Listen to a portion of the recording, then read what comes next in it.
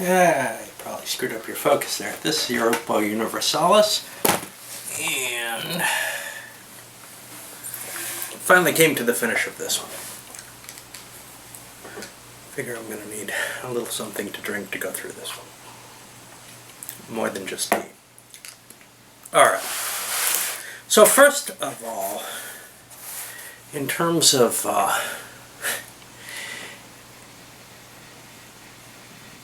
trying to compare it to anything else, there just is nothing else. There really isn't. I've looked at Grand Sequel. It's tiny comparatively. This takes the military level of an Empires and Arms game, which maybe isn't the most complex military game that there is, there's no question there, and combines it with an economic and political and events system. The event system is the real heart to the game, what's so new about it, and puts it all together to cover 300 years of history. 300 very interesting years where you have the discovery of the New World, you have European expansion and the beginning of real European predominance coming about here. Before this period, before the period the game represents, you have really a Near Eastern power that appears to be fairly more dynamic. You have the Far Eastern powers, India, China, truly showing much more vibrancy than the European powers do. The European powers are in the Dark Ages and then the medieval era, and they're just beginning to come out of that. And this game comes and starts at the period where that change is obviously taking place, where the Chinese fleet has already been dismantled, where Constantinople's already fallen, which was one of the other options. Now, Turkey's one of the players, the Ottomans are one of the players, and they're certainly vibrant, and they can be more vibrant in a sense in the game than perhaps some of the European powers can. I've never seen it happen, and I don't think it's terribly likely, especially in terms of expanding outwards. Plus, their counter mix is limited. So that said, there are a few games you can kind of compare it to. I think Grand Sequel is one of them. Empires and Arms is another, but you bloat it and you add all this other stuff to it. What else covers the period? Pax Britannica, not the same period, obviously, and nowhere near the scope. Only maybe, it starts in 1880 and goes till 1914, so 30-something years. But it does allow for the same kind of combination of economics, political, diplomacy, but not really to the events to the same driving extent. The events are still there, but they're not, they're not the heart of the game in the way that really in EU they are. If you've been watching this whole thing, or a significant portion of it, you're going to have gotten a lot more of my insights, my thoughts, etc. than you're going to get from this. But I am going to try to put them into some sort of sense here. So first of all, let's take a look at what the box itself states. 20 battle scenarios, 5 solitaire scenarios, 7 mini-campaigns, 1 for each period, a grand campaign. Theoretically, you could combine mini-campaigns and play, say, the first 3 periods, or the last 2 periods, or something like that. And that's quite possible to kind of mix and match and play things. Some of the battle scenarios, we're talking about things like, I don't know, the 7 Years' War, which will only take a couple of turns. The 30 Years' War, I believe, is one of the scenarios. You have a lot going on here. There's, in the base game, over 1,400 counters. The whole campaign, I say 60 hours, but I think I'm lying there. Probably 80 is more like it. 60 is a little bit on the short end. On the other hand, you could of course play smaller scenarios. I think in a long day's gaming, if people are familiar with the game, you can play one of the shorter campaign scenarios. You can play the battle scenarios in a couple of hours if it comes down to that. Let's take a look at some of the different subsystems, and you get a lot of crap in the game. I mean, there's no question with that. Just hundreds of pages of rules and just so much going on in this game that it's hard to express it all. So, taking a look at the Monarch subsystem first, and I'm kind of following the sequence of play to come by these. This is lifted somewhat from the Empires of the Middle Ages system. The design for which the different monarchs are rolled up, even the type of ratings that they have, ranging from 3 to 9. This is really closely aligned with the idea that came out with Empires of the Middle Ages. And I think overall it's a good working system of, okay, you don't know who a particular king is, etc. You don't know how good they're going to be, and that has a lot of influence. Nowhere near the influence it does in Empires of the Middle Ages, though.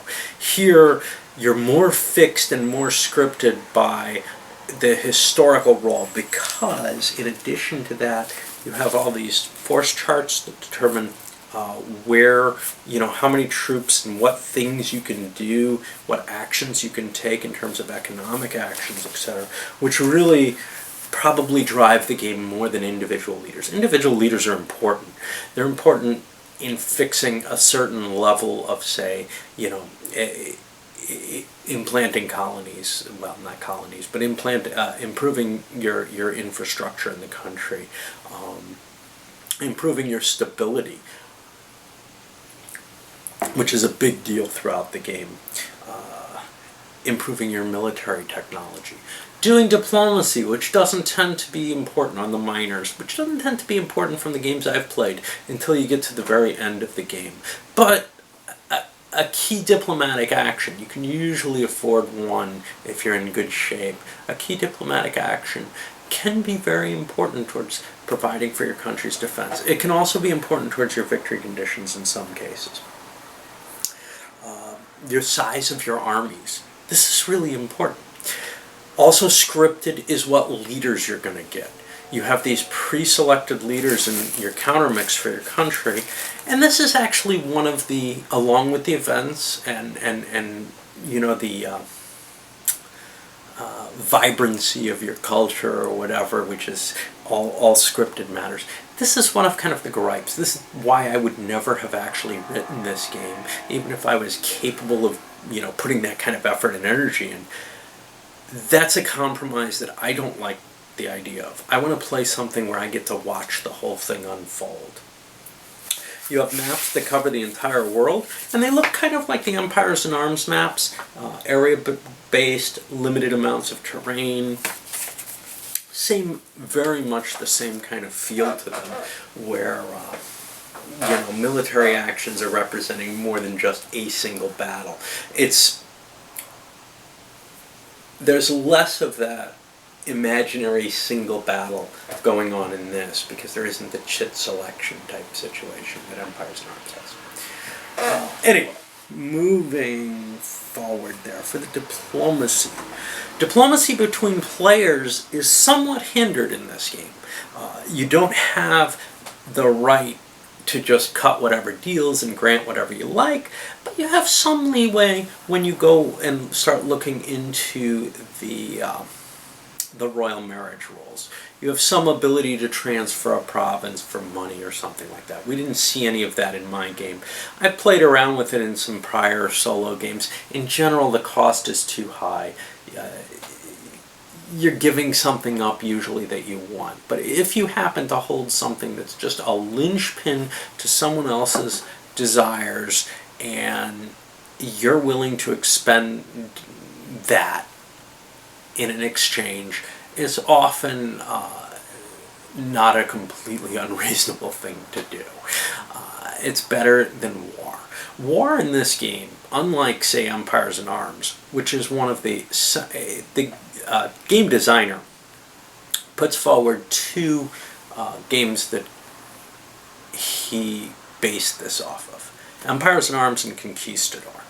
Now, they're very different games, but he's provided sort of the level of depth of an Empires in Arms across so many different so many different areas and sectors of a nation's sort of overall governance and culture, really, in a way that Conquistador doesn't do at all, but Conquistador gives you that exploration and colonization type idea. I also think Empires of the Middle Ages factored into this. There's no way you could come up with this particular monarch system without someone having brought input in who was aware of that. It's interesting when I talk about comparing games, there's very few games that give this kind of scope and depth.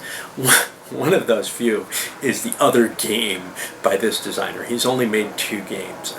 The computer game notwithstanding, and in fact all of its kind of spawn, which includes things like Victoria and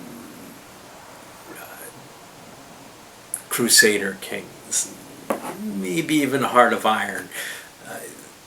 There's just this incredible depth to these games that, you can't get in something smaller, and most big games don't manage this many detailed subsystems.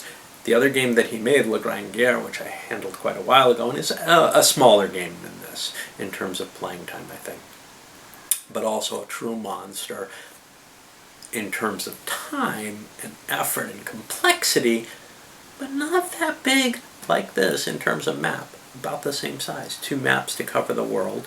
That works. And there are certainly other games that I would say compare in terms of the depth that they look into at least one, a smaller scope. I don't know of anything that compares that looks at such a large, wide scope as this one does. To some extent, I'm thinking 7 Ages is kind of one of my hopes. I don't think it's not going to be anywhere near this kind of detail and depth, but it's a much broader scope, and it just should blow away, I hope, anything like History of the World for me in terms of if I want to play something with some real meat on it. Just like this, well, what is this ball away? I don't know. Okay. So, one of the key issues with diplomacy is the neutrals track and the way the diplomacy works on there. To me, that feels a little false. I'm not sure what I would like. It's certainly richer and deeper than any other diplomacy game that I've seen in terms of being able to make deals with the neutrals. But that's a really hard thing to do right, and this still feels too limited and too simplistic. Now, where that's made up for is in the events book, wherever I've got that hidden in here. I don't know where I got it. It's somewhere here in these piles.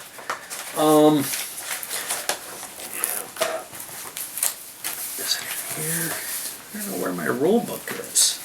Got so much stuff. Okay. The events book, and I'd like to find that because I think that's kind of key to the game. Yes, all my rules are here. Great. Okay. So, the events book, first of all, generates these political events, and there's only a couple of pages of them. They're not detailed enough. They're not capable of launching the kinds of events that are handled in detail. The way to handle things in detail in this game involves these charts, one for each period, and you roll up and get specific events that match to something in history. Here's where the scripting really gets to me, because you have things like the War of Polish Succession or Austrian Succession or this, that, or the other succession. But to me, almost these should come out randomly and should be based on the game state, but they're not really. They're based on the historical state. So, for example, a French king will get elected king in Poland. Not just any power, or not the power which has the most influence. Maybe this is necessary to try to get a grasp on trying to balance this. But in terms of the basic game, balance is wildly off anyway. Both for the grand campaign and for the smaller campaigns. The battles may be better.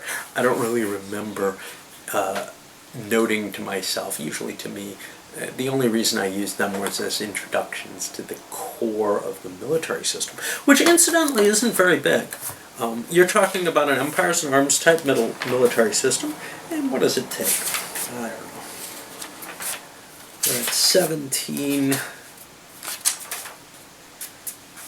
about 22 pages to cover the military system to the game.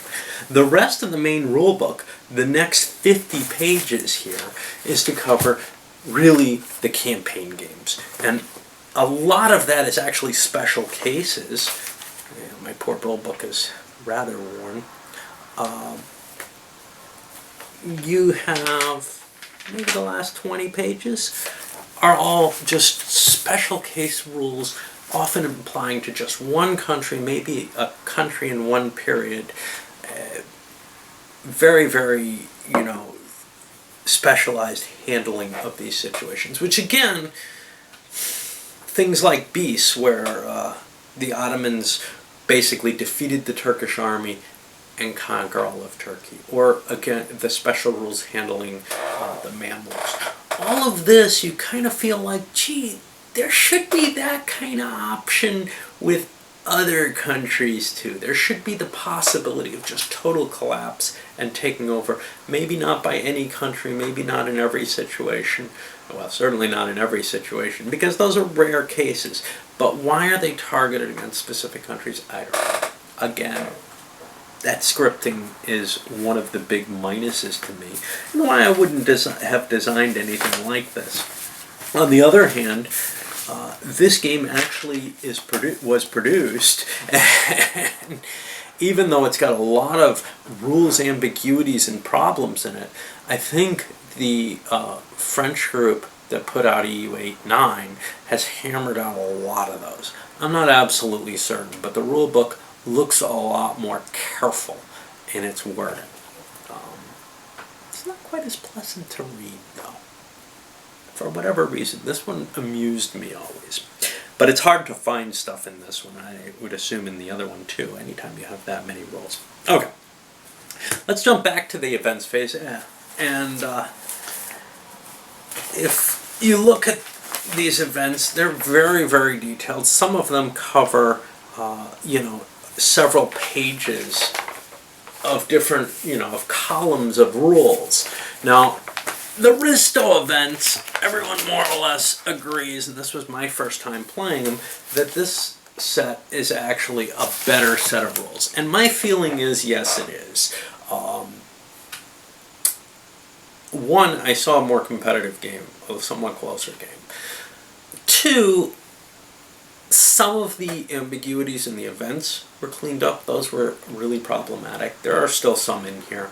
And there's more of a feeling that they all kind of work better with the rules. They also tend to produce more historical results. There were some really glaring issues with the original rules for the events.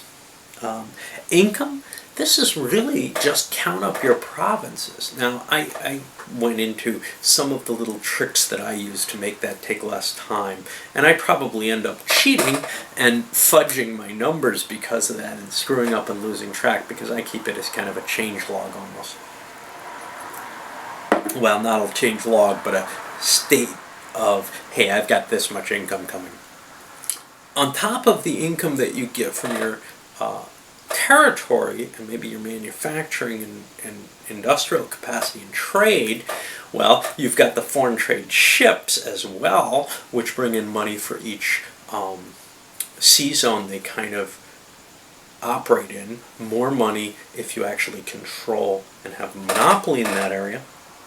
You also have colonial money, but you have the money coming in from these exotic materials from the rest of the world, which allow you, they make you very dependent upon fluctuations. So those prices change, and your economy can suffer or gain from that. Now that's important because late in the game turn, there's a period where you get prosperity effects, which if you're continuously growing in your economy, you get a bonus in your stability. And if you're continuously declining, you get a penalty. And this is kind of a bootstrapping effect, because if your economy starts going down or starts going up, that affects what your economy as a whole has. Your stability is one of the important factors in your economy. So as you start slumping, you go down. Now, I find that this fluctuates a lot. So in a 10-year, 15-year period, which is just 2 or 3 turns, you can be jumping up and down on that chart, especially with military effects, etc. It means that you don't end up in this perpetual decline or perpetual increase, for good or ill. I think maybe there could be a deeper modeling that handled longer-term trends in that way. But I think the game does well enough with what it does there. So in the administrative phase, you have all these options. You can build troops, you can buy mercenaries, you can build manufacturing, you can improve your internal and external trade, you can buy trading ships, you can buy colonies, trading posts, technology levels for your military, all sorts of stuff. You also have to pay maintenance on the stuff you already have, at least for military things. Making the choices there early in the game is tough. And one of the things you have in going for you is you can take out loans, which obviously come at a cost in terms of interest, but sometimes you can write them off. If they're national loans, you can sort of safely at the end of a period default on them. You take a stability hit, and you just don't have to pay them. So you can steal some free money that way. That's kind of a neat little mechanism in there. You can't do that safely with foreign loans, because then you suffer a bankruptcy, and a bankruptcy is very bad. Heavy victory point penalties, as well as actually affecting your economics. You also have the option to take an emergency war loan if you're at war. That means, I'm going to get up, just make sure I'm actually videoing this. It appears I am. Would really kind of suck to have gone this far. Those emergency war loans allow you to spend a point of stability for what can be a nice stash of money. The only proviso to that is you can only do it at war. And quite often when you're at war, your stability starts dropping. So what I find myself kind of making this mistake again and again is I don't take a war loan out early. You want your stability high in a war. And if you have enough money, you don't really need the war loan. And there's also the issue that if you take the war loan out, if you take the war tax out at that point, it drops your stability. It makes it harder for you to make a peace, and then you end up in this situation where you're paying not interest, but you're paying the inflation rate on the money that you took that you didn't need, which is one reason you don't want to take loans, why you don't want to take these war taxes, is you lose eventually up to like 30% of your cash every turn on your cash on hand every turn.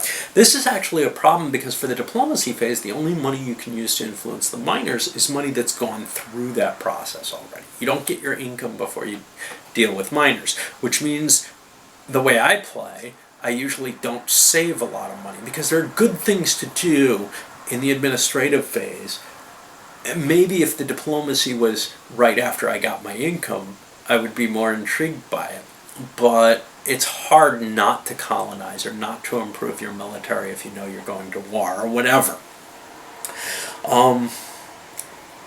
Jumping back to alliances, player alliances are like an Empires and Arms type situation. They're kind of enforced, so if you make an alliance with someone, you can call on them, and there's a cost to them not to breaking the alliance, and there's a cost to them entering the war as well in terms of their stability. And you don't want to lose stability, and wars automatically kind of do that as well. So it's one of the kind of factors in the game that depresses being warlike. There's a lot of things when you look at the game, you start to say to yourself, wow, I don't really want to fight a war, do I? The truth of the matter is, though, if you choose your wars well, you do want to fight them, because if you can win them fast, you can make points in stability and victory points, etc. off of the war. But if the war ends up dragging out, if it ends up being closely matched, it's not necessarily a good thing, and usually you wait until event-driven wars come up that you just can't agree that you're going to take the penalty for or give the benefit to another player.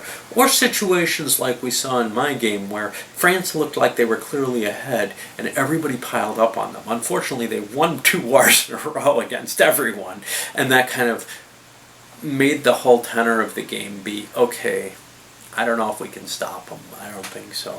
I want to pad my nest. And it also created there was a betrayal in there which kind of broke the all powers against France feeling. I'm going to cut this at this point because I think we're pretty deep in, and come back a little bit with the rest.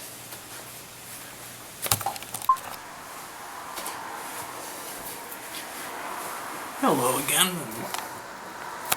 As usual, I tilt the camera all silly. Okay. So we were talking about the economic phase, and one of the things, the way I play the game, the economic phase presents players with hard choices throughout the whole game. You can't just decide, hey, I'm going to build up all my economic stuff as much as I want, and I'm going to go to war, and this, that, and the other. What it pushes you into is a position where you have to make a choice between those. If you build your army, you can't invest into maybe all the colonies and infrastructure that you need to. Now, there's limits to how much you can invest in infrastructure and colonies. Those are set, again, by some of that scripting, and I wish that was loosened up to where you could gain more through really random events, so that countries like Poland, for example, could end up exploring the world and setting up colonies, or Sweden could become an actual, real colonial power. They tried, they just didn't, hit correctly, as it were. Now, when I say the way I play, the way the rules are written, there's actually this sort of pathological strategy that you can take. You can say, okay, I've got this little puny neighbor next to me. I'm going to declare war on him. I'm going to conquer him. And then I'm going to take, and you can take, I think, up to $150 per level of victory that you take off. You can't take his province. It's forbidden to take the last province for most countries of a minor. So Turkey and Russia can do that. They can completely conquer things. So what you end up having, I think, in a lot of these games that people actually play at this, is someone like France will go beat up on Lorraine or some puny little country. Well, Lorraine's got 2 detachments, so that may be a little big. But some puny country, again and again and again, and pull $300 or $450 off of them every time they defeat them. Now, clearly, it doesn't seem to make sense to me that even a country that's been in peace for a long time can afford that more than once, right? So I put a limitation on the peace conditions where the cash that a country can give, a miner can give, is no more than they produce in a single turn. Generally, what I saw with major powers was they couldn't afford more than they produce in a single turn most of the time anyway. And this prevents that kind of behavior. You can still make war pay, but not anywhere near as well. So what it means is that, well, if you're attacking, a single province area, say Cologne, you get, I don't know, $4, $6, $8 off of it. That's not going to make your war effort worthwhile. You're paying 2 stability for a war without a casus belli, 5 victory points which you get back. There's no question there, and you actually gain some. But this is the thing.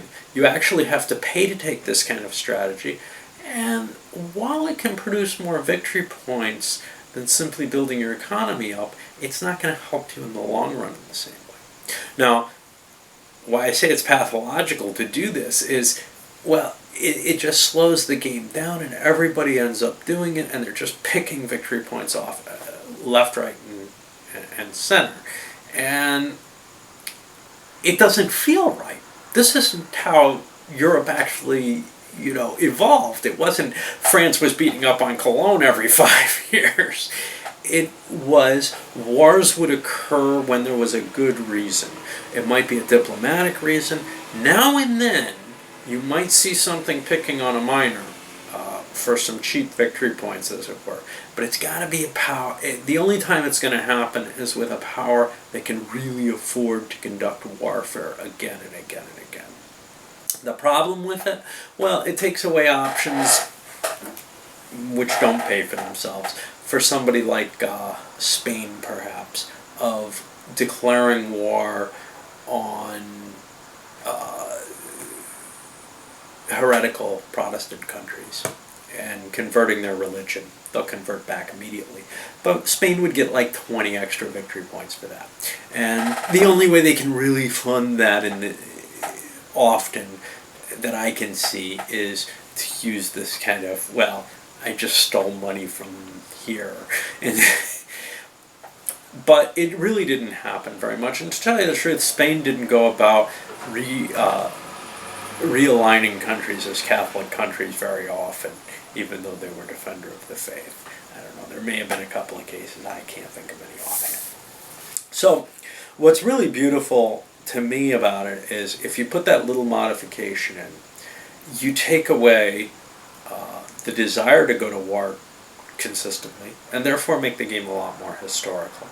And you make this hard choice between, do I want to produce victory points, do I want to conquer territories, or do I want to improve my economy? Now, eventually, with some countries, you no longer have that choice. Late in the game, you can do this. You can improve your economy, or your economy is already as improved as it gets, as was the case with Austria, and you still can pick on these minors.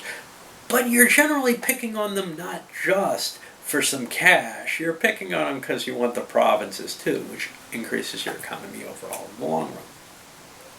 It also ends up allowing a better chance of wiping things like Poland out of the game, which we saw didn't even happen in just big chunks of it were taken. One of the interesting things with this is the rounds versus a turn. So one of the problems with the game is that it has this 5-year turn. Each turn is 5 years. You move things, and I've seen other games where I've really ranked on them about this. You have sort of these special events happen at the end of the turn. In this case, you have to withdraw from sieges that aren't underway, etc. Here it doesn't feel quite as bad. The changes aren't dramatic, but it does still feel a little fake sometimes. Hey, how come my ship's got to go home after 5 years at sea? What's going on with that exactly? But what ends up happening is each round is only... You don't know how many rounds there are going to be in a turn. The turn has a turn-end test at the end of each round. And the longer the turn takes, the more likely it is that the turn's going to end. What we see sometimes, though, is turns that just don't last long enough. And I think at the end of my game, we saw a lot of those. We saw like 3 in a row or something where, wow, those were just short turns. We were counting on being able to do something at the end of the game. And really nothing got resolved at the end. That's life. There are clearly times when there are wars because staying at war drops your stability over multiple turns. So there are wars that don't accomplish as much as you would hope they would, simply because everybody wears out too quickly and there just aren't enough rounds. On the other hand, sometimes there's tons and tons of rounds, And everybody's just kind of sitting around, yeah, I'm not doing anything. And you just fly through the last, half of the turn because nobody wants to take a chance because the turn might end. So there's kind of a funny feeling there. There's no seasonal pacing to it that I think is more apt. Generally, sieges, etc., were started and completed within a year, or within a season even sometimes. And the way the game works, you end up not knowing where in those 5 years you are. And you end up not knowing whether or not, you can maintain your siege. And there's kind of this, well, I don't want to start it because if it ends right away, I won't get up to the level where I can stay between turns. I lose the siege, I get penalties on my victory point score, and I have to withdraw from the space. And that's all very bad stuff. Not just victory points. War score, which is an important concept in the game. Let's see. Okay. So then after the rounds end, you hit this kind of redeployment phase where you're allowed to pillage, where all kinds of bookkeeping stuff happens. Revolts grow, your ships go back, there's a chance that your sieges have to break, you take attrition for your sieges, etc.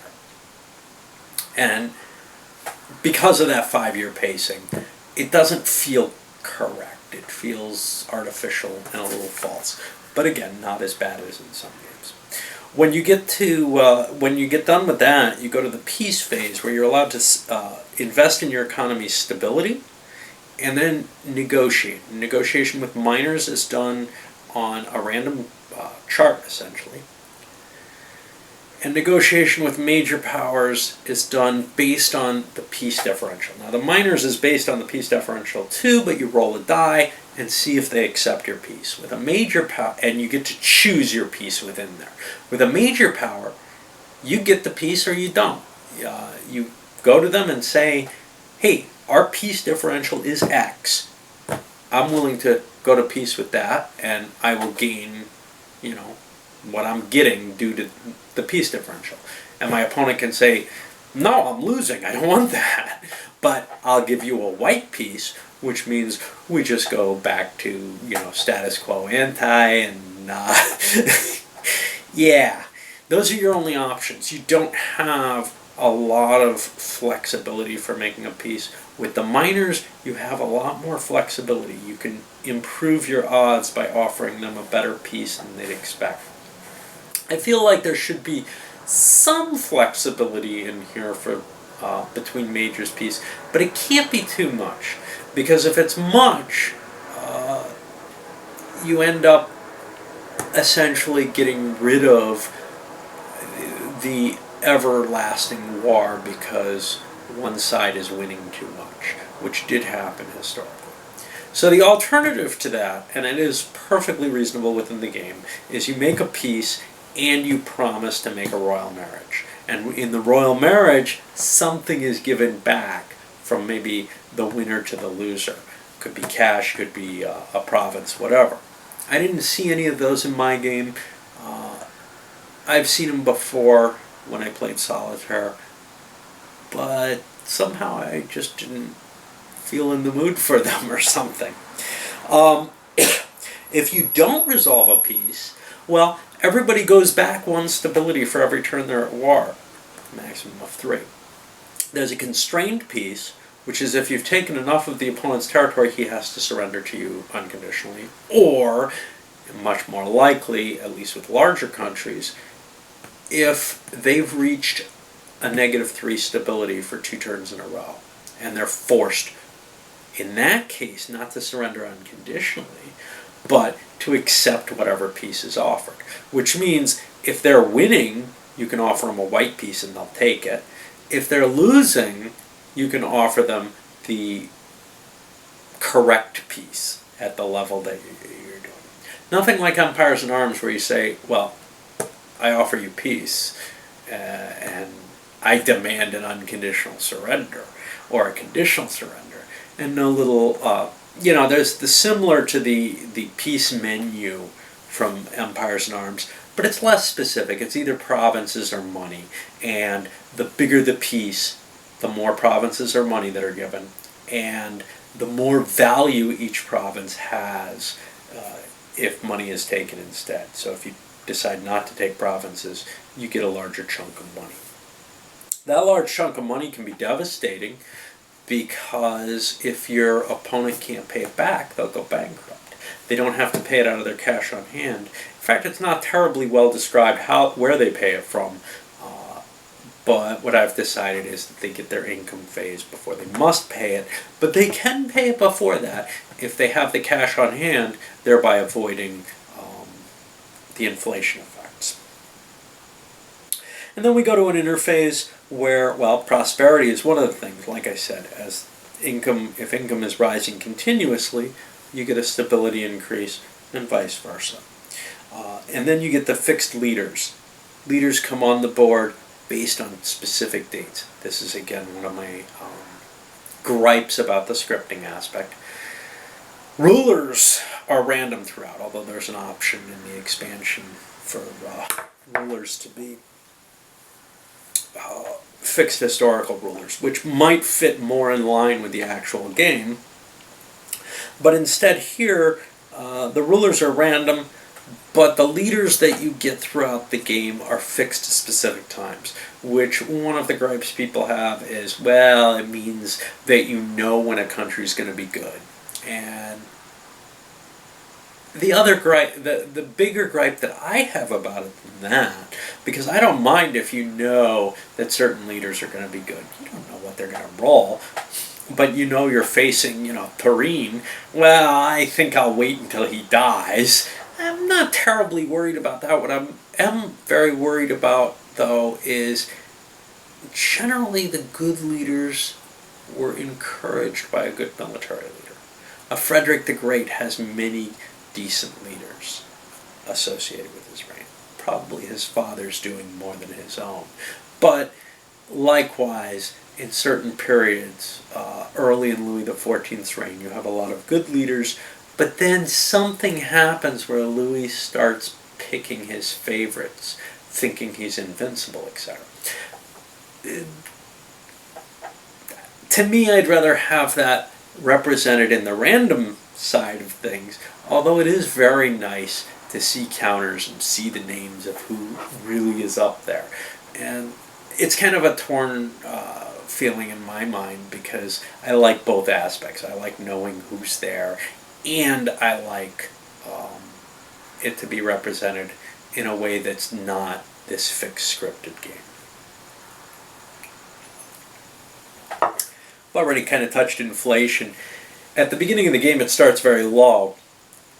As gold starts getting imported into Europe, it increases, and it can eventually go, I think it starts at 5%, it eventually goes up to 33% of your cash on hand at the end of the turn. So you can't save money once it gets up there because it just evaporates on you. And in fact, well, you don't want to take out a loan. Inflation doesn't help your loans, unlike, say, after the Holocaust. What inflation does here is, well, okay, I'm still paying a rate of interest, but I'm also, if I have any cash left over in my pocket, paying the inflation rate on that. So there's no cheap little workaround for it. Victory points. You get victory points for actions, for military victories, for just having trading fleets out on the board, for having monopolies, for events that show up. All kinds of things give you victory points. You add them up at this point. At the end of each period, and there are 7 in the Grand Campaign, you have certain victory conditions which you've selected at the beginning of that period, and you get a bonus or penalty based on them. In the original version of the game, those victory conditions usually came with penalties. In the Risto events, there's new victory conditions, which I think are overall more balanced and less likely to really devastate certain powers or let powers run away with the game. But there's less of a choice of, oh, I'll take a you have less thinking about the penalties and how you want to do them, because in the original game you selected a choice and you had to pay the full penalty if you didn't get that choice, in addition to having the chance of getting the full benefit. In the Risto ones, most of them are pure benefits. There's one pick in each era for each power, which comes with a penalty. I like the concept of the original. I like the play of the Risto ones. At the end of the game, again, you have certain goals that you get bonus victory points for at the end of the whole grand campaign. And I discussed a lot of that in the scoring video. Essentially, the Risto one is less country specific. In the original rules, each country has a very specific set of provinces they want to get. If they don't get them, they get a penalty. It's a little ambiguous because the way it's written, every province you don't own should provide you with a penalty. That seemed like too much calculation to bother with for something that probably doesn't change the scoring placement by much, if anything. So I've just always ignored that. But, conceivably there's that way of reading the rules, which would be a scary, scary thought. Alright, what do I think of it all? It's something I've played so many times. I don't know, this is 5th or 6th time, and you can see the heavy investment of time and effort to playing this. Yet, it still manages to be very, very enjoyable at times. On the other hand, it is also fatiguing at times. There's a bunch of errata I have. I'm just pulling it out so I have room to fit everything in the box. This was a game where, when I first saw it, I loved it so much. And now, well, more and more I see certain flaws in it that I saw right away, but that didn't bother me too much. I also have a certain fatigue element to it, and that happened early on too. It's not a game for everyone. It's kind of funny, I don't really want to get too much, I usually don't go too much into my, is it a war game, is it not? But this is one of those problem games for me, because it's not a war game in the sense that it covers more than a war. Most games that do this, most games that take this grand scope, tend to feel very obviously not like a war game. But if this is not a war game, well, how much more of how much more is Empires in Arms? Empires in Arms is more focused on the military, but this covers every single military aspect that handles, as well as some other things. It handles the military in sufficient detail that it's a war game. The other cutting line that I use on is something a war game or not is who would play it. And I cannot imagine this game being played by someone who wouldn't play other war games. If things like Empires in Arms don't appeal to you, it's going to be really tough to reach towards this. And even if, even among Empires in Arms players, I found, I don't know, say this has maybe a 75% acceptance rating from my small group. I've seen a lot of Empires in Arms players online kind of cower from this. No, that's too much, man. And it is. It really is. It's huge. It's so rich. Time-wise, not that much more than Empires in Arms. Maybe less, actually. I think Empires in Arms is a longer game still, but they're probably on the same scale. But in terms of the amount of rules, in terms of the amount of ambiguity, in terms of the amount of effort in bookkeeping and everything, this one just exceeds it in so many ways. It's not going to be many people's cup of tea, but if that broad reach of a game, along with that detail, appeals to you, then there's one more check.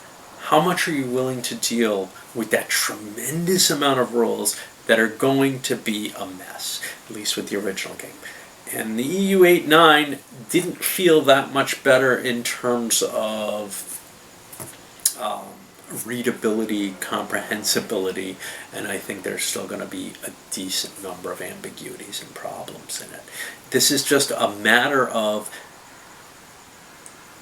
and the fact that I didn't write the EU 8.9 rules, to me is, well, they're going to get some things wrong, just like the original did, and I've got to fix those. That would be my feeling, and, I'd almost want to mod the game. It's one of the problems I have with actually playing it opposed. I sat down with one other person that I knew who had read the rules, and, we hashed things out, and pretty much tried to stick to the real rules. That was more his desire. On my side, I wanted to change things, to fix the things that I knew I saw problems with, say that income issue with the minors. It's hard to convince people to bend away from the rules when they're walking into the game with some understanding of them. There's kind of this desire of, no, let's try to go with what's written as much as we can. And that's generally the case with most games, although I often feel, well, there's a problem with the rules. They don't work. And that's why, for me, this is more a game that I probably would never really aim to get to the table in an opposed environment again. It's something that I want to play solo every now and then. And it's been a long time since I played it, and it's going to be another long time. I can tell you that. But I think next time I do it, I'm going to go with the print and play version. I have an extra copy of it. I bought it because my counters and everything were wearing out. I doubt I'll ever break into it, primarily because some of my most worn counters are from the expansion, and I don't have an extra copy of the expansion. But I can't really part with it because I think I paid, with shipping and everything, close to what it goes for, about $80. It's like yeah, it's not worth selling. Yeah. All right. Anyway, thank you for watching however much you did, because this game means a lot to me, and you're not going to see me do this kind of coverage on anything else probably. But I couldn't limit myself. I really couldn't. I found myself having to tell the story that it told, as I've said before. Cheers.